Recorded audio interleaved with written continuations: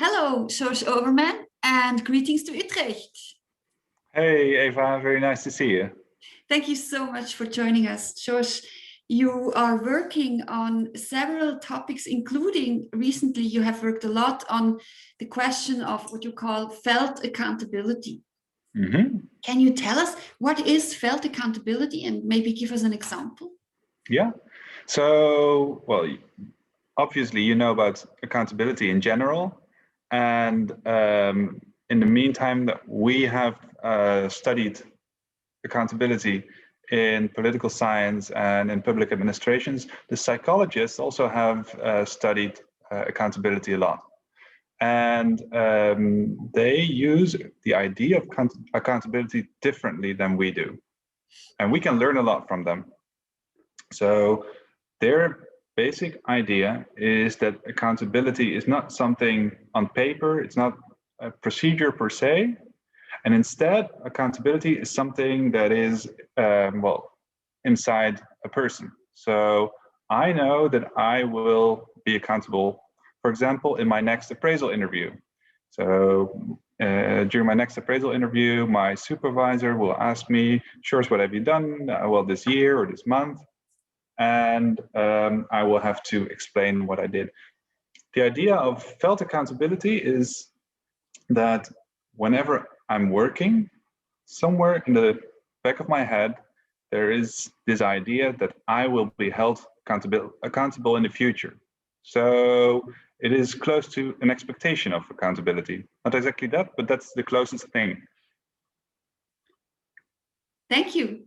And so, as you said, traditionally we've been looking at public accountability in terms of rules and institutions, procedures.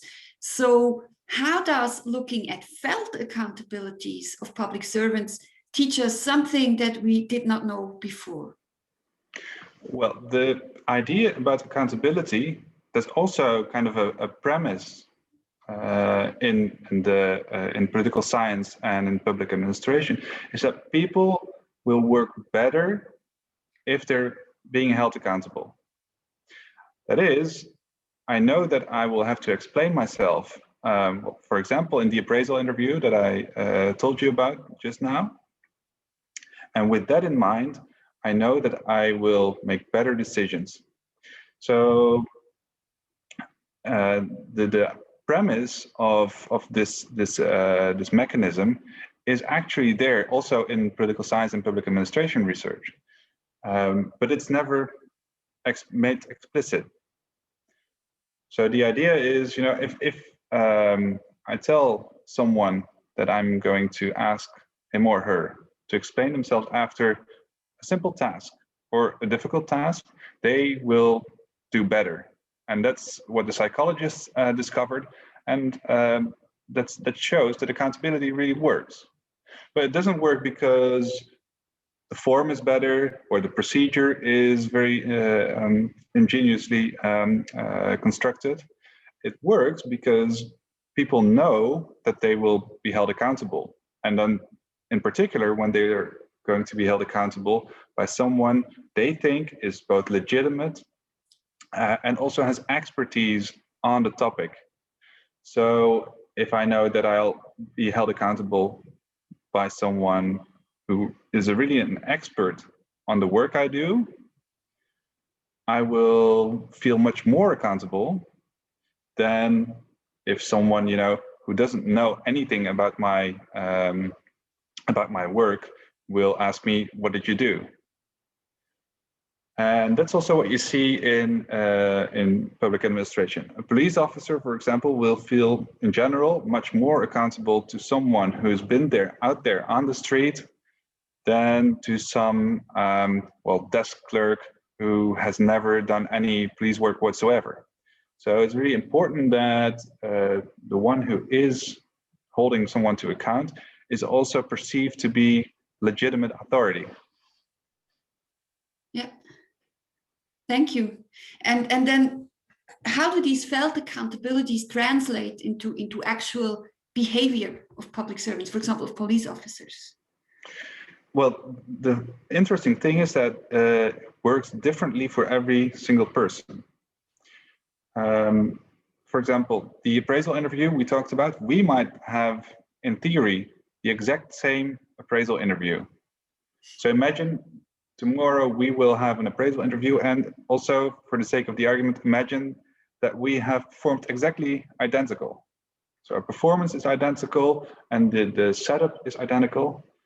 You might be really easy and think, you know, I'm really proud and I'm going to show off what I did. You know, I did so well to my boss. Whereas I, who will be in the exact same circumstances, I might be, you know, not sleeping, thinking all night, you know, I'm anxious, what's going to happen, and feel very differently about that moment. So the expectation that you're going to be held accountable is different for everyone. And that means that if you as a supervisor, or whenever you work in public administration, you're holding someone accountable, you should really look at, you know, who is on the other side of the table, because people are different and people live accountability differently.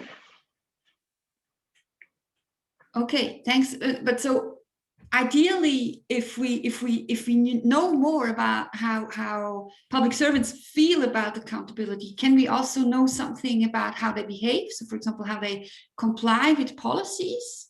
Do you think that's possible?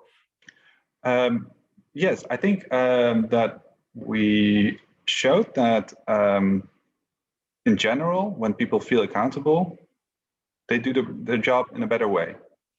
So if you have judges, for example, if you give them a case, and if you say to them, you're going to be held accountable after you solve this case, and now you have to give a judgment, they make better judgments. They think their arguments through better. They use more argumentation than other judges who did exactly the same case, but who weren't told that they were going to be held accountable. So as soon as people know that they can expect some sort of accountability afterwards, they behave differently. And in general, they behave better, which is good, because it kind of shows that accountability works in a lot of cases. I mean, there is, of course, a lot of downsides. We've been studying the downsides in political science and public administration for ages now. But there's upsides too, and it helps making people work, do their work a little better.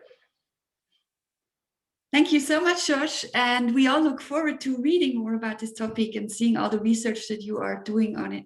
So have a nice day. Thank you so much for having me, Eva. I was very glad to be here.